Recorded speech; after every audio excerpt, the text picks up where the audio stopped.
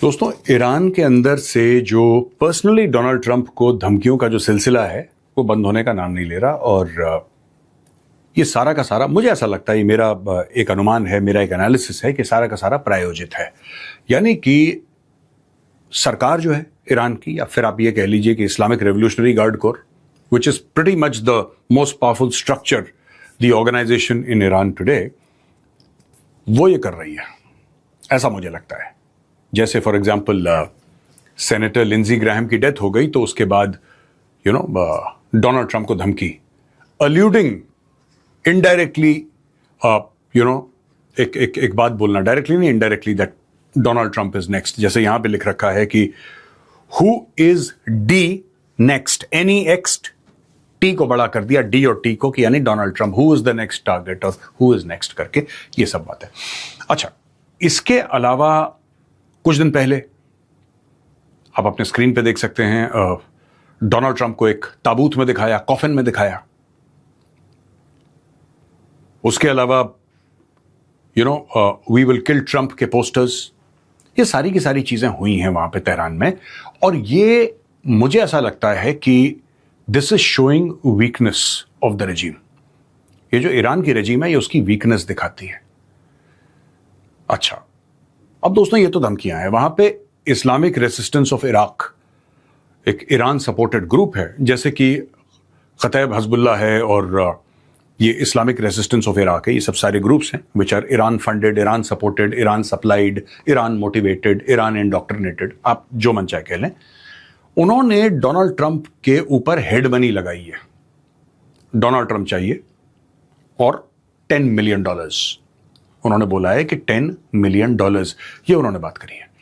तो दोस्तों ये जो चल रहा है ना अलग अलग तरीके से, ये दिस इज नथिंग, एक प्रेशर बिल्डअप करने के लिए दुनिया में, एक माहौल बनाने के लिए, ठीक है।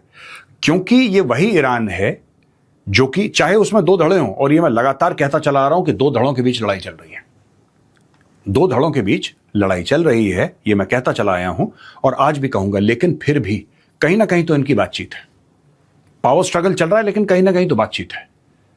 क्योंकि ऐसी बात नहीं है कि IRGC ने इनको बोला कि तुम फ्लाइट नहीं पकड़ोगे और ये फिर भी फ्लाइट पकड़ के स्विट्जरलैंड पहुंच गए या पाकिस्तान पहुंच गए, ऐसा नहीं है। कहीं ना कहीं उनकी हामी है, हां, उनको टर्म्स एंड कंडीशन समझ में नहीं आ रही।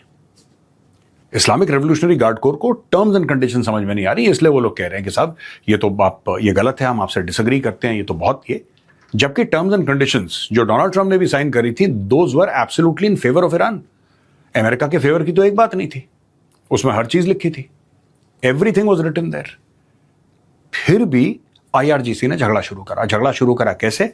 IRGC ने कार्गो शिप्स पे मारा। यहां पे डोनाल्ड ट्रंप को he was facing a lot of criticism from inside America and across the world कि यार तुमने तो ईरान के सामने घुटने टेक दिए, ये कोई डील है? अच्छा, वो चाहे जितना भी ब्रेजन आउट करने की कोशिश करे दोस्तों, ये बात तो उसको भी पता है कि डील उसकी एक तरफा थी और ईरान को बहुत ज्यादा बेनिफिट कर रही थी डील, और उसमें अमेरिका के बेनिफिट की कोई भी बात नहीं थी, कोई भी बात नहीं थी अमेरिका के बेनिफिट की, और पूरी की पूरी डील ईरान को बेनिफिट कर रही थी। लेकिन फिर भी IRGC को डील समझ में नहीं आई, और जानबूझ के, या तो IRGC के अंदर कुछ एलिमेंट्स हैं, होते हैं ना ऐसे रोग एलिमेंट्स होते हैं जो कि ये कहते हैं कि नहीं साहब, हमें कोई डील नहीं करनी है, आपने हमारे सुप्रीम लीडर को मारा, आपने अली खमेनी को मारा, खून का बदला खून होता है, खून का बदला डील नहीं होता है, राइट? तो चाहे उसमें पेज़ेश्कियां या गालिबाफ या आरिक्ची, ये तीनों लोग कितना भी डील करने की कोशिश करें, डिप्लोमेटिकली सॉर्ट आउट करने की कोशिश करें, there could be elements in Iran who are saying no deal, no deal, अब हम लड़ेंगे। अच्छा, दूसरा इसमें यह भी फैक्टर है कि इन सब के मुंह में खून लग गया। इन्होंने देख लिया किस तरीके से ये दुनिया भर के ऑयल के प्राइसेस पर प्रभाव डाल सकते हैं, उसको मैनिपुलेट कर सकते हैं एट विल, एट विल। जैसे डोनाल्ड ट्रंप अपनी बातों से मैनिपुलेट करता है ऑयल के प्राइसेस दुनिया भर के कि चलो हमारी डील होने वाली है ईरान के साथ, तो अचानक ऑयल के प्राइसेस कम हो गए, ये डील खत्म हो गई, अचानक ऑयल के प्राइसेस बढ़ गए। अगर ये डोनाल्ड ट्रंप कर सकता है तो यही काम तो ईरान भी कर रहा है।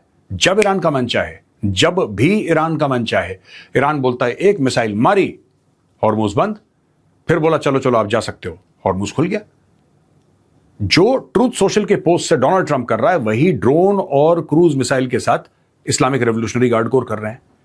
और दोस्तों अलग अलग समय पे अलग अलग लोगों ने डोनाल्ड ट्रंप को मारने की धमकी दी और खासतौर से इनको पहला बहुत बड़ा झटका लगा जब जनरल कासिम सुलेमानी को मार दिया गया।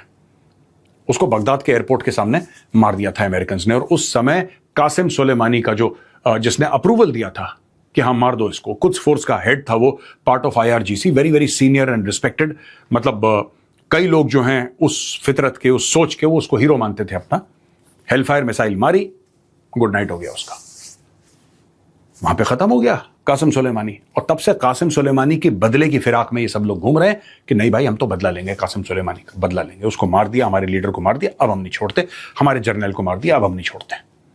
तो ये सारी की सारी चीजें चल रही हैं। अब दोस्तों 7-8 दिन बीत चुके हैं, और 7-8 दिन बीतने के बाद आप ये देख सकते हैं कि कितना डैमेज हो चुका है ईरान के अंदर। ईरान इस बार इजराइल को अटैक नहीं कर रहा, वेरी स्ट्रेंज। हो सकता है ऐसी कोई बात हो जो मुझे ना समझ में आ रही हो, लेकिन वो इजराइल को अटैक नहीं कर रहा है। हो सकता है कुछ ऐसी बात हो मुझे समझ में ना आ रही हो, लेकिन वो UAE को भी अटैक नहीं कर रहा है, जिसके ऊपर सबसे ज्यादा मिसाइल उसने गिराई थी पिछली बार। और हो सकता है मुझे समझ ना आता हो, लेकिन सऊदी अरब के ऊपर भी अटैक नहीं करा। कि वही ईरान है जिसने एरामको की रिफाइनरी में आग लगा दी थी और पाइपलाइन के ऊपर ड्रोन मार दिए थे। अब इन तीनों के ऊपर अटैक नहीं हो रहा। और असली दुश्मन कौन है? इजराइल है। अमेरिका भी है, लेकिन असली दुश्मन तो इजराइल है on the face of it.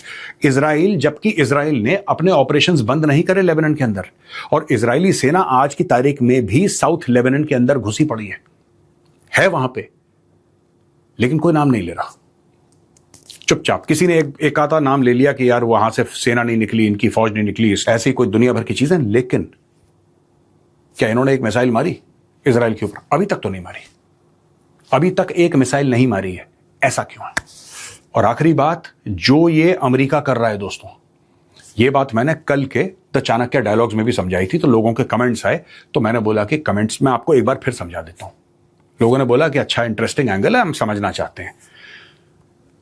दोस्तों स्टोरी ये है कि ये पूरा जो इलाका है स्ट्रेट ऑफ हॉर्मुज के आसपास का, उसके आसपास फौजें हैं। जाहिर सी बात है, उसकी प्रॉक्सिमिटी में फौजें हैं। वो कहीं पर भी हों, चाहे वो बंदर अब्बास पे हों, चाहे वो चाबहार पे हों, चाहे वो ऊपर चल के कहीं पर भी हों, वेस्ट नॉर्थ वेस्टवर्ड्स ऊपर पर्शियन गल्फ के उस तरफ हों, हर जगह इनके फौजी हैं जिनका यही काम है कि जो भी जहाज जाएगा सॉर्ट आउट कर दो उसको, एक मारो मिसाइल। तो करते भी चले आए हैं। अब अमेरिकन वहीं पे क्यों स्ट्राइक कर रहे हैं? इसका मतलब यह नहीं कि अमेरिकन को वहां पे जो फौजी हैं सिर्फ उन्हीं को मारने वाली बात है, नहीं। American are thinking 2 steps ahead.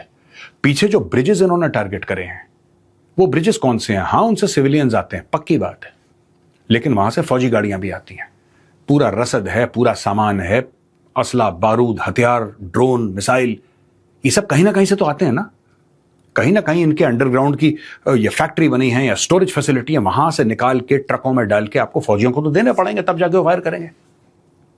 और अगर ऐसी बात है तो कहां से आते हैं? सड़क से ही आएंगे। कोई अंडरग्राउंड सुरंग थोड़ा ना बनाई है 2000 किलोमीटर लंबी है, 1000 किलोमीटर लंबी, जिसके थ्रू चले जाएंगे। नहीं, ऐसा नहीं है। वो तो आएंगे सड़क से, सरफेस से। तो रात के वक्त अगर कोई जाता है, चुपचाप रात के वक्त 2-3 ट्रक निकलते हैं अलग अलग फासला करके, 10-10 किलोमीटर के फासले पे 3 ट्रक निकल रहे हैं, चुपचाप जा रहे हैं तेजी से, रात को हेडलाइट ऑफ करके अपनी। ये जो ब्रिज से जा रहे हैं उसमें मारी मिसाइल, ब्रिज निपटा दिया। ट्रेन से जा रहे हैं, वहां पे मारा, रेलवे स्टेशन में उड़ा दिया। एयर से जा रहे हैं, एयरपोर्ट को बर्बाद कर दिया। ये सब अमेरिका कर रहा है। वो जो पूरा का पूरा इंफ्रास्ट्रक्चर है इनके सप्लाई और कम्युनिकेशन का, उस इंफ्रास्ट्रक्चर को बर्बाद करने की अमेरिका कोशिश कर रहा है। तो दोस्तों एक तरफ आप देख रहे हैं कि डोनाल्ड ट्रंप को मौत की धमकी और $10 मिलियन की बाउंटी उसके सर के ऊपर, कि जो भी उसको मारेगा, जिंदा या मुर्दा पकड़ के लाएगा XYZ, उसको हम $10 मिलियन देंगे। होना जाना कुछ नहीं है, ये सब माहौल बनाने वाली बात है, ठीक है। लेकिन दूसरी तरफ Iran is under a great deal of military stress, क्योंकि पिछले 8 दिन से जो बमबारी चल रही है, every single day is more violent than the last day.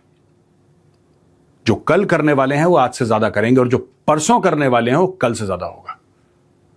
ये गेम अमेरिका खेल रहा है, और अमेरिका धीरे धीरे धीरे रैशेट अप कर रहा है। अमेरिका धीरे धीरे और एस्केलेट कर रहा है, और बमबारी वो भयानक टाइप की कर रहा है इन सारे के सारे इलाकों में, जिससे उसको पता है कि स्ट्रेट ऑफ हॉर्मुज पे ईरानी फोर्सेस या IRGC अपना वर्चस्व कायम कर रखी है।